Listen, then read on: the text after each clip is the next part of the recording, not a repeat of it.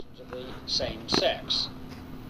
That was Dr. Franklin E. Kameny, member of the District of Columbia, Washington, Commission on Human Rights, and well-known gay rights activist in the US.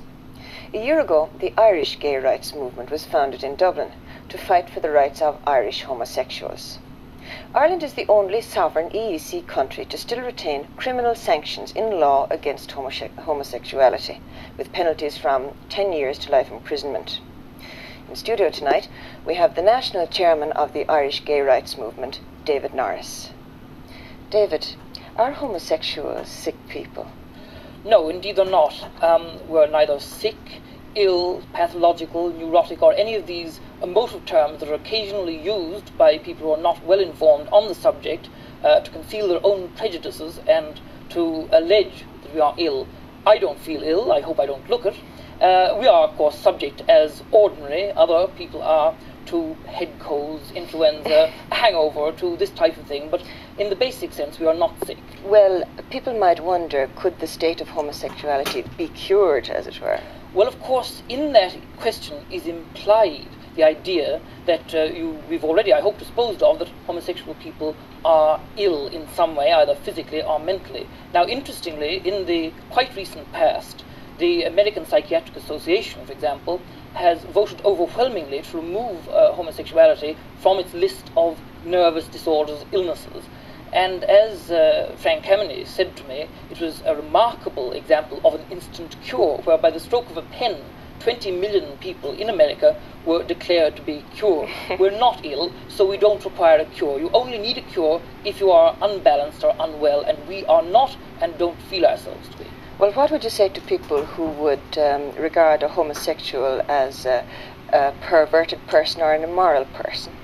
Well, the word perverted, again, carries emotive connotations, and usually the type of person who uses a word like perverted is using it to project their own feeling of dislike of the homosexual, which is irrational and emotional, and is not in fact a scientific or clinical way of looking at things at all. And they've now reached the state in America of regarding homophobe people who have an irrational fear or dislike of homosexuals as those who are really ill. Not us, it's people who are irrationally afraid. Now, neither do we feel ourselves to be immoral.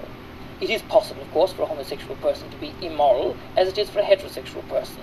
But there is nothing intrinsically immoral, unhealthy, or evil about relating affectionally and sexually to a member of one's own sex. Well, what sort of stand does the church, the Christian church, take on this issue? The church is moving slowly, but moving towards an understanding of the homosexual, and this is what we want. We ask the church, and we have in fact recently invited all the major Christian churches in Ireland to enter into dialogue with us so that they may understand before they judge. We brought back from the International Gay Rights Conference in Edinburgh a document signed by people who are Christians, both lay and clergy, dealing with the relations of the Christian churches to the homosexual, the need for pastoral care and understanding. We circulated this letter to the heads of all the main Christian churches and received a rather interesting response from them. What was the different results from the Catholic and the Protestant churches? Well, by and large, the Protestant churches sought more information. They showed a willingness to enter into a dialogue and to try to understand us and to right the very great wrongs that have been inflicted on homosexual people in Ireland, largely through ignorance. The Roman Catholic Church, while not discouraging, was more neutral. It said that they had accepted our letter and they were considering it. But we regard any form of dialogue as being helpful both to the church in its understanding of its flock and to the homosexual. Do you think this dialogue will come on a more public plane then? Yes, I think it's inevitable. It's rather slower in Ireland than it has been in the rest of the world, but in America, for example, there is a Catholic gay organization called Dignity. In Australia, there's a similar one called Acceptance, and we are in the process of setting up a similar organization in Ireland under the umbrella of the Irish gay rights movement. Well, what does it really mean to be a homosexual in Ireland? What sort of pressures are on you as a person? Well, there are great pressures, but when you say what does it mean to be an Irish homosexual, it's a difficult question to answer, because it's a perfectly ordinary thing. Now, I'm referring to lesbians as well, of course. Yes, of course, and I'm glad you brought this up, because it is International Women's Year, and we don't want to leave the women out of this either. And I think very few people really understand that the word homosexual means attracted to people of the same sex. Many people think the homo part of it is man. It's not. It's the Greek meaning the same.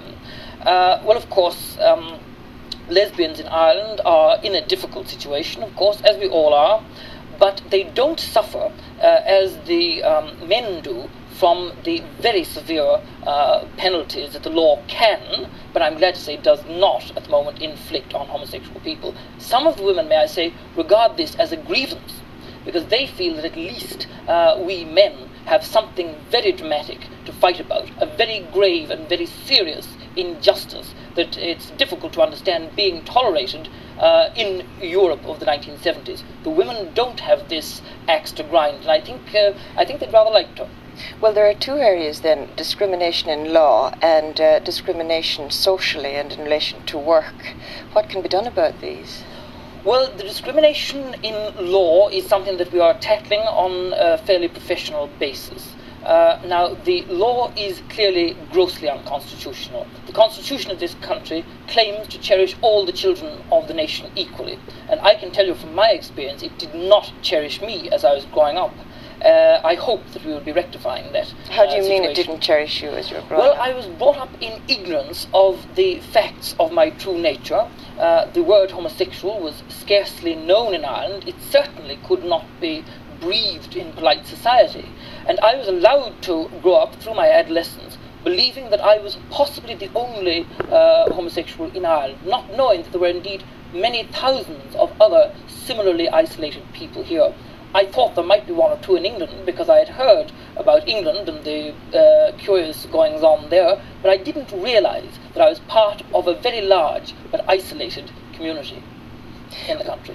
Well, what about the discrimination in relation to work then? Is it hard for a homosexual to get work and to continue in employment once it's known that he is homosexual? Well, it's rather difficult to gather figures on this type of discrimination, because an employer is scarcely likely to leave himself open to legal action by saying, I am firing you because you're homosexual. It's very likely to be concealed. Also, very few people in Ireland, as yet, have the courage to come out and admit their homosexuality, so that it's unlikely to be a cause of firing.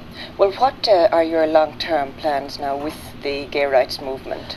Our long-term plans are to produce a productive, constructive social environment for homosexual men and women in Ireland. David Norris, thank you very much.